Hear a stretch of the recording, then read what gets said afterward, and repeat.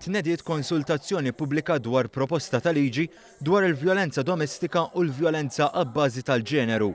Proposta li tirriżulta mill-Konvenzjoni ta' Istanbul li pajjiżna rratifika fl-aħħar snin.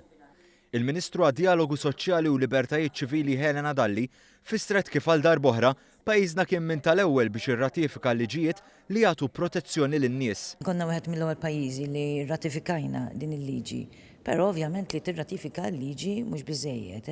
Meta rratifikajna, aħna konna qegħdin nintrabtu bħala pajjiż illi nsaħħu l-liġijiet tagħna biex jiġu in line ma' dak li qiegħda tgħid il-konvenzjoni. U dan il-proċess li qegħdin nagħmlu issa huwa b'riżultat ta' din il-konvenzjoni li issa rridu nsaħħu l-liġijiet tagħna.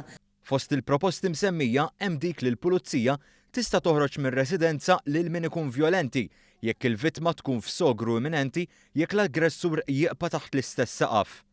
Barra minn hekk se jitwessaw l-azzjonijiet li mhumiex aċċettabbli fis-soċjetà tal-lum kif spjega l-Kummissarju tal-Vjolenza Domestika Joe Gerada. Waħda minnhom hija li se jitwessa ħafna dawk l-azzjonijiet li mhumiex aċċettabbli aktar fis-soċjetà tagħna. Jiġifieri jidħlu kummenti, disrispett kemm fit-triq, kemm fid-dar, kemm fuq il-post tax-xogħol fejn jidħol abbażi tal-ġeneru. Hemm il-ħsieb li jinħolqu shelters għal min ikun vjolenti biex bekk jirċievi l-għajnuna u jirrealizza li l-attitudni vjolenti mhix in-norma f'soċjetà ċivili. L-enfasi tiqpa l-edukazzjoni. Fil-pajjiż l-affarijiet mhumiex abjad u iswed imma huma diversi.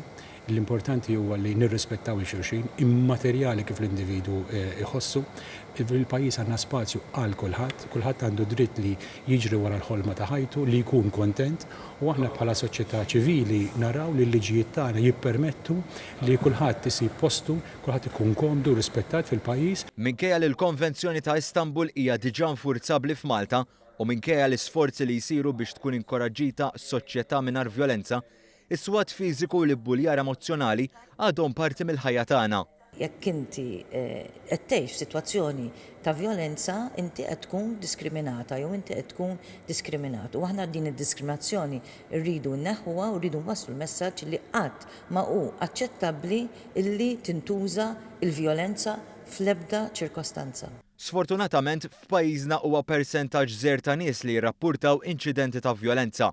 Għalhekk il-proposta ta' liġi taspira li tagħti kuraġġ lil dawk il-vittmi li sa issa għażlu li jibqgħu siekta u jbatu weħedhom.